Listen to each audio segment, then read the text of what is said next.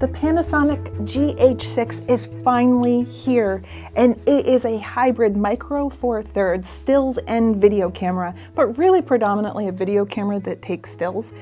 It held nothing back. They put everything in this camera, and it's the highest resolution micro four thirds camera to date with a 25 megapixel sensor, and in high res mode you can take a 100 megapixel picture. And it works. And it works. The video capabilities are amazing too. 4K at 120 frames per second. You can get that with other cameras like the Sony a7S III, like the Canon R5. Those cost maybe 50% more than this. $2,200 is a crazy price point. It'll also do 5.7K at 60 frames per second, and I don't know another camera that does that. The Z9 can do 8K 60 with some firmware update, but that's not even out yet, and this is real and here. For the price, I can't believe the features that they packed into this camera. They have zebras, focus peaking, anamorphic lens support, you can load it with LUTs, all this like very serious professional filmmaking features at a price point of like $2,200? An amateur vlogging camera like a Canon R6. There's also no recording limit. We don't need that. We don't want that. But before we get into more of our review, where we're going to show interview formats and slow motion and autofocus and everything that you want to see, I want to tell you that this video is sponsored by us, because we're actually a publishing company. Tony has written like 35 to 40 books or something now, and our latest book is a Lightroom book. So if you're into editing or presets or want to learn all of the features of Lightroom inside and out, you can do that. If you want to learn about composition and light and improving your general video and photography, you can learn about the composition here, but this is our photography book, Stunning Digital Photography, and these are both on sale right now in our store, so you can check that out in the link in the description.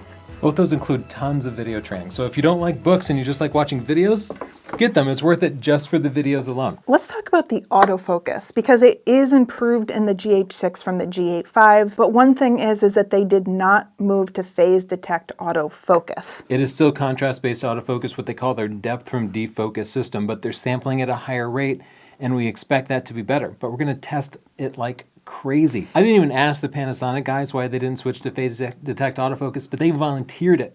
They said that this camera has been in development since before the GH5 was launched, and that was so long ago that they didn't think at the time that anybody cared about phase detect autofocus, and that's why it's still contrast-based autofocus. So they're sort of teasing us like maybe they'll start working on it. We'll see. Or maybe this is good enough. I don't care how it gets it done, so long as it can just keep my face in focus, I'll be happy. Yeah. Let's talk about the design of the GH6. Micro Four Thirds launched, and it was marketed as a small and light platform, and this is neither. This is a full frame camera, the sensor 4 times bigger. They're about the same size and weight. It's got a nice beefy grip on it. I think everything is conveniently located. I really like the dials and buttons. I like their design. I like the red record button. And it's craggy. It's like a Swiss mountain. I mean that in a good way. There's something that feels nice about it. Check out the screen. It tilts up and it flips to the side. So whether you're team flip screen or team tilt screen, they got you covered. The screen in real world usage is so much brighter than every other camera. We were shooting it side by side with the Canon R6, and there were so many times when I could not tell if the R6 was properly exposed or in focus because the sun washed it out, but it was clear as day on that. And this kind of workflow improvement can help you get the shot just because you can see what you're doing. You don't have to use the viewfinder. You need to lower your seat. We've decided to compare it against the Canon R6. The prices are almost the same. They both shoot 4K 60. They're both hybrid stills video cameras that I think lean more towards video than stills capabilities. But also there's some real stakes here because the Canon R6 is our day-to-day vlogging video camera. And if the GH6 is better, I will happily switch. So the next video might be I'm switching to Micro Four Thirds. I want that to happen because that would be fantastic clickbait, but it's only going to happen if the GH6 is actually better. We are going to test every aspect of stills and video, but let's start with still image quality, an area where Micro Four Thirds has previously suffered. In full sunlight, they both looked good, but let's zoom in. Here I can see the 20 megapixel Canon R6 has a little more detail than the 25 megapixel Panasonic. The smaller Micro Four Thirds sensor gathers less light in optimal conditions, thus producing a little bit less clean images. But wait, the GH6 has a new handheld high-res mode that produces 100 megapixel images. Let's see how the full frame camera fares against this. Wow, there's so much more detail out of this small micro four thirds sensor thanks to that computational photography. It completely blows away the R6. And the GH6 processes this in camera, so no extra software is necessary. This is straight out of the camera. I took a picture of the waterfall for a reason, to see if the moving water would trick it, as it has with other permutations of the software. And yeah, we do see some kind of ugly artifacts here. These textures shouldn't exist. So it's not perfect, but you might blend together a single image to clean up these artifacts, a little extra post-processing. Here's a still subject better suited to this technology. On the left is a single image, on the right the handheld high-res. Enhance. Wow. With a high quality lens like this 10-25 f1.7, there is way more detail from the handheld high res. I love this. Let's compare that to the more expensive full frame R6.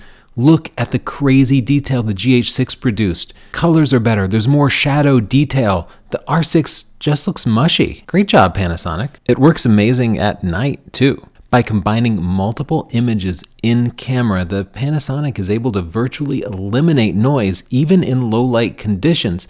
This is a full frame camera. It usually excels in low light, and it would if all things were equal, but Panasonic used computational photography to make things not equal, and it has made a huge difference. Here's a controlled scene on a tripod. Zoom in. You can see the Panasonic 10-25 is extremely sharp. But now let's compare it to high-res mode. The tripod high-res mode is just astounding. Look how much more detail it captured. I have Sony cameras that can do this, but they require separate software, and the Canon cameras can't do it at all. Of course, the camera's nothing without good glass, so I brought the lenses into the studio to see how much contrast they had, and you can see the Panasonic actually has a little bit better contrast than the Canon. I could see more details in the mannequin's face, and the Canon has some more flaring. However, the Panasonic does get this awful sort of magenta color cast, whereas the Canon's is more neutral. I thought that the stills image quality looked great. It looked sharp. I connected to the Pentax app and I took my photos straight from my camera to my phone. What about the autofocus for stills? Panasonic warned me that it was not going to be a sports camera, but that it was improved. So we put it through sort of a light focus tracking test with you walking towards the camera multiple times. Let's take a look at those results. The Panasonic captured an amazing 75 frames per second, but they were all out of focus. The high speed mode doesn't seem to track focus. In standard continuous mode, it shot between 6 and 7 frames per second, but they all looked pretty sharp and in focus, with a few exceptions. The R6 excels at sports, and it got 15 to 16 frames per second in focus with its electronic shutter. You could shoot sports with the GH6, but I'd rather have the Canon. We covered the video tracking AF at the same time. Let's see how that looks side by side with the Canon R6. Playing back at half speed, the R6 tracked perfectly. Beautiful shot. We tried to make the GH6 work over and over again, and it did okay, but it couldn't keep up even with a walking pace. Here they are side by side, zoomed 200% at half speed. Panasonic's contrast autofocus just can't keep up with Canon. All right, let's check out the video quality in good light and low light. Here's a sample of the GH6 high-speed 4K 120 slowed down 4 times, and there's a problem. If you look close, you can see there's a wobble. That is a signature of contrast-based autofocus systems like the Panasonic, but it's a shot ruiner. The Canon's dual-pixel autofocus system has no shot wobble. It just stays locked on. But in 4x slow-mo, it has to drop down to HD, 1/4 the video quality, and you can see, full frame or not, it is less sharp. Also, the Canon can't record sound in slow-mo, so you'd have to stitch in sound some other way. Once you notice the shot wobble with continuous autofocus, you just can't unsee it. Check out this focus pulling sample we made. In, out, in, out, in, out. Every frame pushes in and out. You probably didn't notice it until we slowed it down and zoomed in, but what is the point of recording this super high quality video if you can't look at it closely? It only happens with continuous autofocus, but it happened regularly enough that I just could never trust it. By comparison, here's the R6 footage. No wobble, no drama, just clean, reliable shots. Okay, the wobble sucks, but it's definitely the exception to the rule. You won't find it in most shots, and I bet most reviewers don't even see it. Most of the GH6 footage is beautiful, incredibly detailed, silky smooth. The Canon R6 has amazing stabilization, but the GH6 is worlds beyond that. These are handheld walking shots with unstabilized lenses. Look at the striking difference. Amazing, Panasonic. Check out this handheld tilt shot. Panasonic is making me forget all about that wobble. This is gorgeous. Onto our vlog test, and you're going to see these same themes repeated. Chelsea with the R6, it locked onto her eye, but it's all shaky.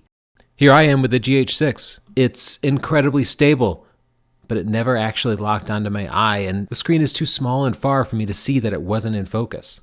Let's try low light video at night. First, the Canon video. Notice the bad color and exposure, which I had to adjust. Also notice how shaky it is. The GH5 got the color right, and this handheld pan looks like it's on a tripod. Amazing.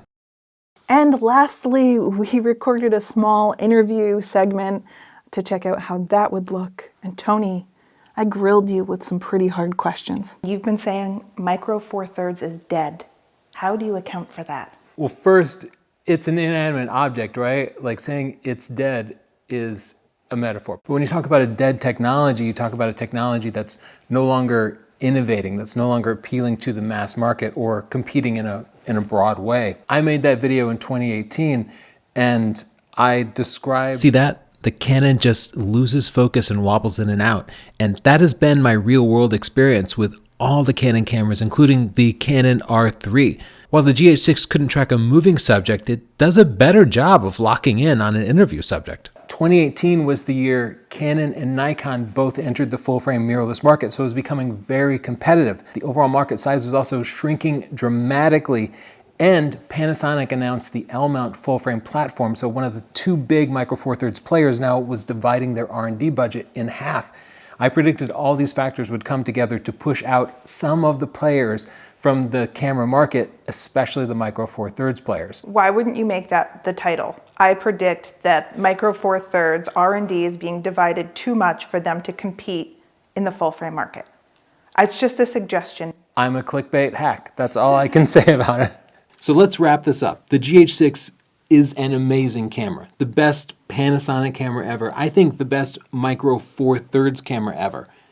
But it is $2,200. Do you think it's better than the Canon R6? I think in some ways it is. It's packed with a lot of features. You get a lot of bang for your buck. I think it's a good deal. Everything is great about this, but the autofocus does not hold up.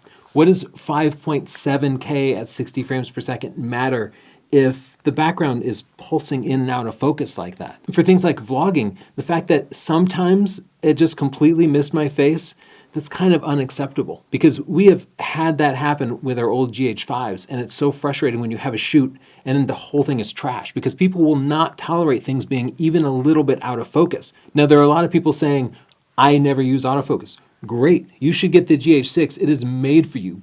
But I cannot in good conscience tell you to get the GH6 if you need to rely on autofocus at any point during the lifetime of the camera. It is not what I would call reliable. It can be good, but is it consistent and reliable? Not even in a short testing period has it been consistent. If you might need autofocus, I still have to steer you towards Canon or a recent Sony camera like the A7 IV or the A7S III. Makes me sad. Again, if you're looking to improve... It's the lens. Sure. Again, if you're looking to improve your photos or your photo editing, please consider checking out our book, Stunning Digital Photography, or our latest Lightroom book, and you can get them at our store on sale right now. Thanks for watching. Sale. Thanks. Bye. Don't forget to subscribe. Bye.